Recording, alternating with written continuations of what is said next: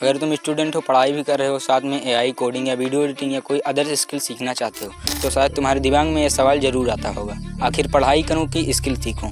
क्योंकि अगर पढ़ाई में फोकस करो तो स्किल पीछे छूट जाता है और स्किल पर फोकस करो तो पढ़ाई पीछे छूट जाता है। लेकिन प्रॉब्लम ये नहीं है कि तुम पढ़ाई या स्किल में से एक चुनना, प्रॉब्लम ये है कि तुम्हें दोनों मैनेज करना नहीं आता। और आज मैं तुम्हें वही सिस्टम बताऊँगा जो मैं खुद 10th में होते हुए भी इसको फॉलो कर रहा हूँ। मैं खुद 10th में हूँ, एक तरफ बोर्ड की और दूसरी तरफ वीडियो एडिटिंग और यूट्यूब। शुरुआत में सोचता था कि सब कुछ एक साथ कर लूँ, एआई भी, कोडिंग भी, वीडियो एडिटिंग भी और यूट्यूब भी और पढ़ाई भी।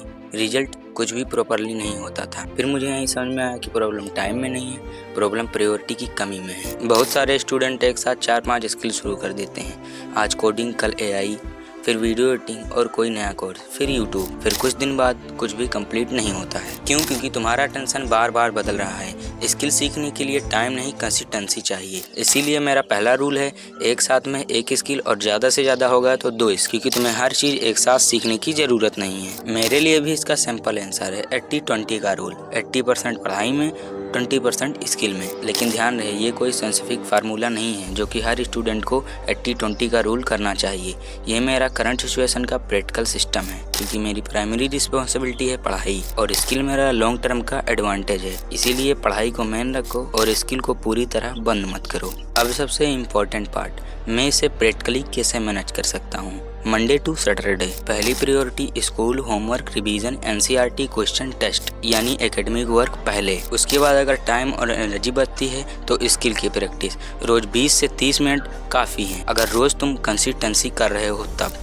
संडे को मैं थोड़ा ज़्यादा टाइम अपनी क्रिएटिव वर्क को देता हूँ, जैसे यूट्यूब वीडियो बना, स्क्रिप्ट रिसर्च, थंबनेल अपलोड। लेकिन इसका ये मतलब नहीं कि संडे को मैं पढ़ाई नहीं करता हूँ, ज़रूरत पड़ने पर रिवीजन भी करता हूँ। और अगर 30 से 40 मिनट खाली टाइम मिलता है तो उसमें स्किल की प्रैक्टिस करता हूँ। लेकिन एक बात का याद रखना, फ्री टाइम का मतलब ऑटोमेटिकली यूट्यूब या इंस्टाग्राम। अगर तुम स्किल सीखने के नाम पर 2 घंटे ट्यूटोरियल देखते रहे और खुद कुछ नहीं बनाया तो तुम स्किल नहीं सीख रहे, तुम बस स्किल कंटेंट कंज्यूम कर रहे हो। मान लो तुम पाइथन सीख रहे हो तो सिर्फ पाइथन ट्यूटोरियल मत देखो, कुछ सीखो और कुछ बनाओ।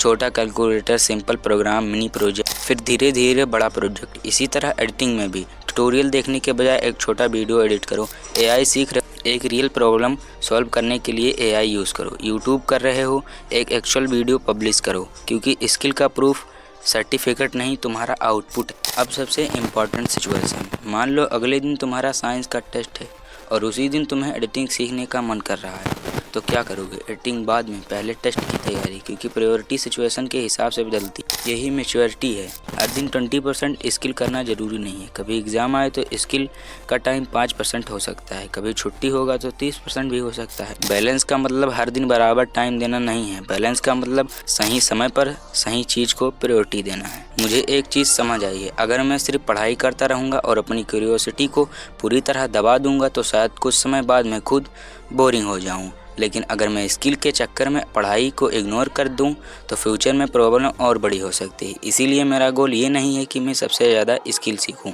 मेरा गोल, मैं स्टूडेंट रहते हुए अपनी फाउंडेशन को भी स्ट्रॉन्ग करूं और धीरे धीरे यूज़फुल स्किल को भी बिल्ड। तो अगर तुम भी स्टूडेंट हो और तुम्हारे दिमाग में भी यही कन्फ्यूज़न चल रहा है, स्टडी या स्किल, तो आंसर है study first, skill side by side.